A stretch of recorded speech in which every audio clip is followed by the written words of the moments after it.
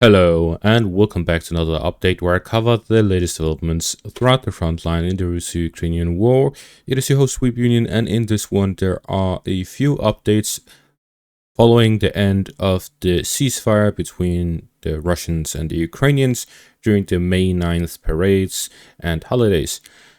The Russians restarted offensive operations, where the first results coming from the morning of the 11th of May have happened to the southwest of Pokrovsk, in the direction of the Dnipropetrovsk region, and to the northeast in the direction of Koshchentinivka.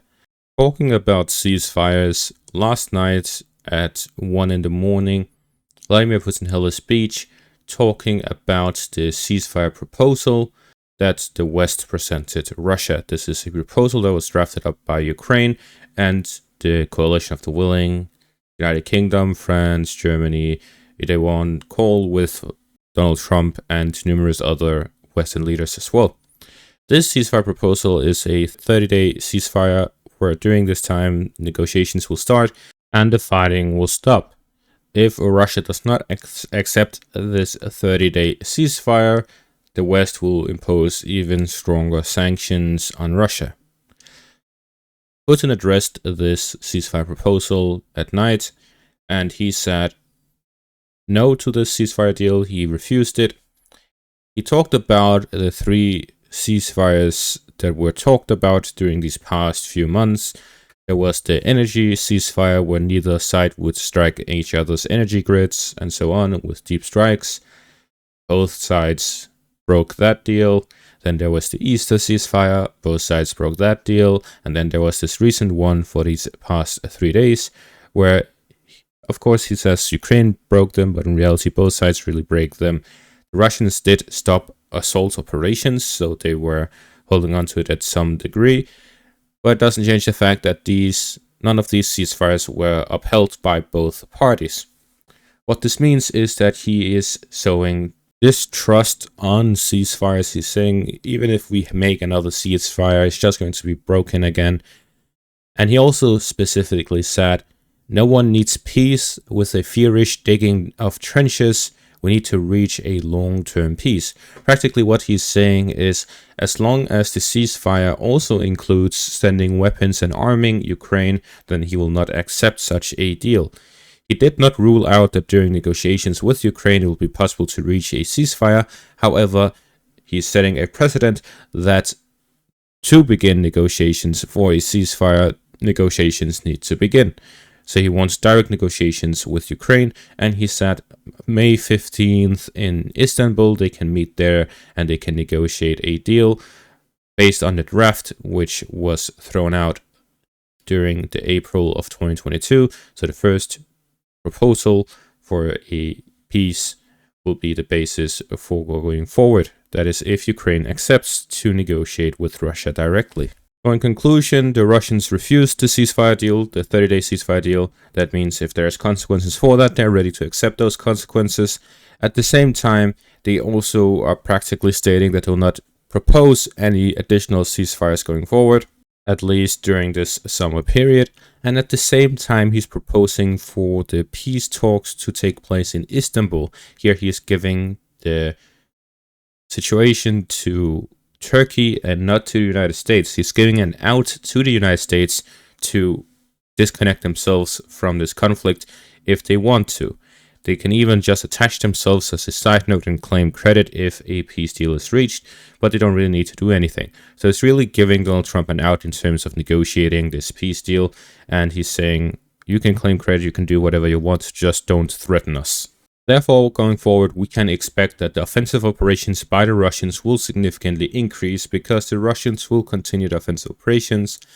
They are not very hopeful in terms of reaching a peace deal where they get what they want, and that is the 4 regions as a minimum in the southern parts of Ukraine.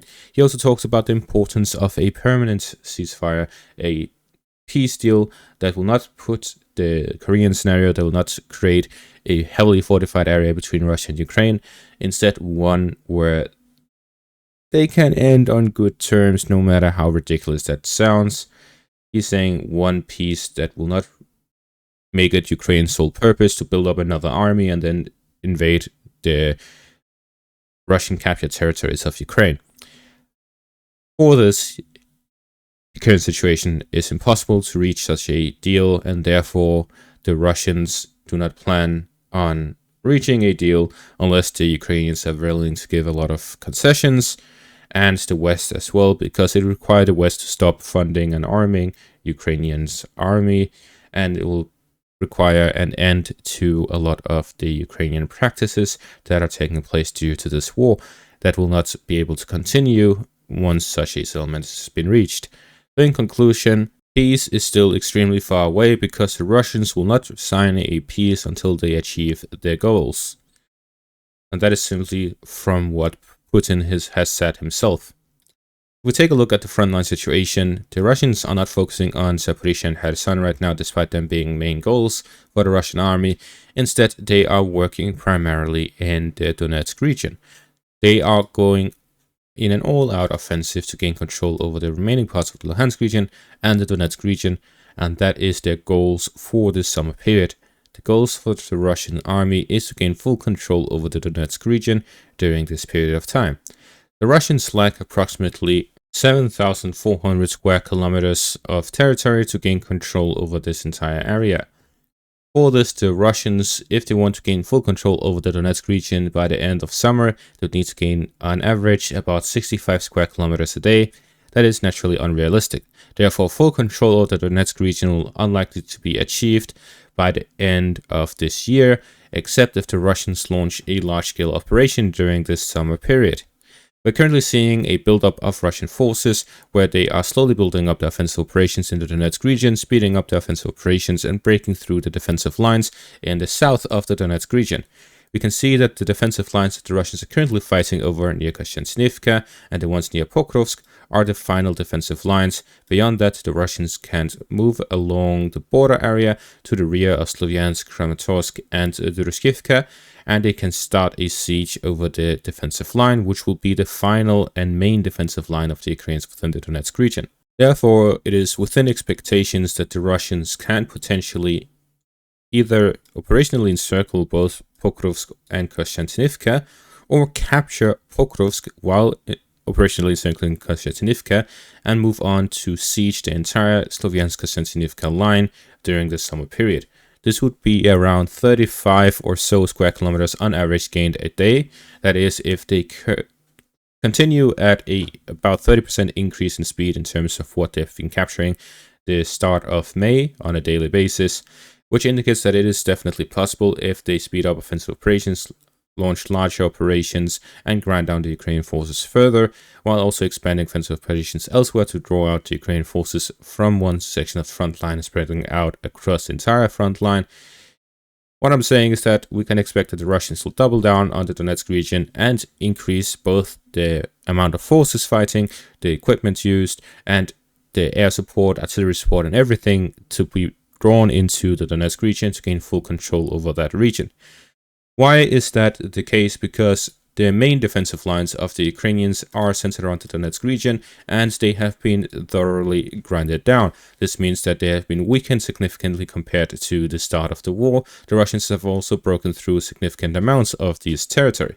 This will also allow the Russians to bypass the main defensive line of the Ukrainians in the south, which is the Zaporizhzhia defensive line, and move onwards to the Dnipropetrovsk and Zaporizhzhia regions from the rear. It will allow the Russians to bypass the main defensive lines of the Ukrainians and reach deeper into Ukrainian territory along the Dnieper River by moving the directions of the cities of Dnipro and Zaporizhzhia from the southern parts of the Donetsk region. Also allow the Russians to cut off the main supply lines for the Ukrainians in the Donetsk region. So a main push will likely be taking place in the south of the Donetsk region. The Russians will reach the Dnipropetrovsk border area and breach past it to go in the western direction. This will also allow the Russians to move onwards towards the Zaporizhzhia and Kherson regions, which they have also put their claims on.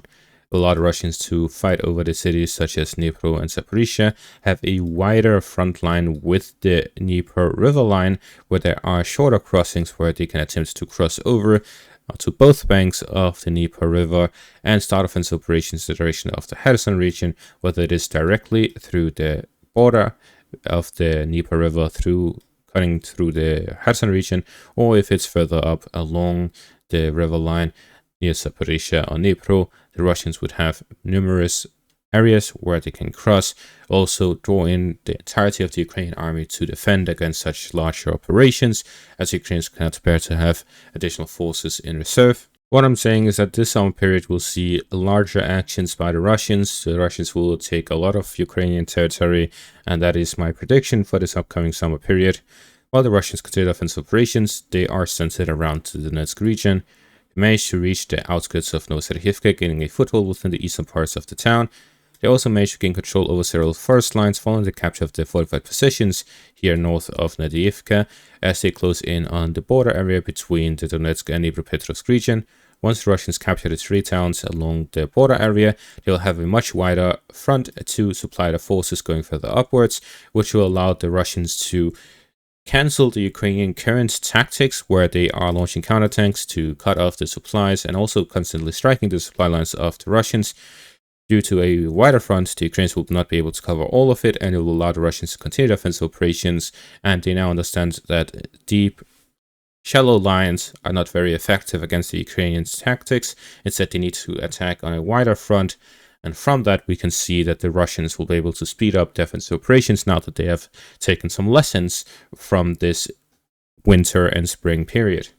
To the east of Pokrovsk, the Russians managed to advance north of Alexandropol. Following the capture of the town there, the Russians continued offensive operations to flank the towns of Soria, Romanivka, and Staromykolaivka, as well as all of the fortified positions associated with these towns, to reach the towns of Alexandru Kalinove and Yablonivka along the highway further north, and they will continue offensive operations along the highway itself into Novopoltavka, along the highway itself, flanking the fortified positions, and in the direction of Malinivka.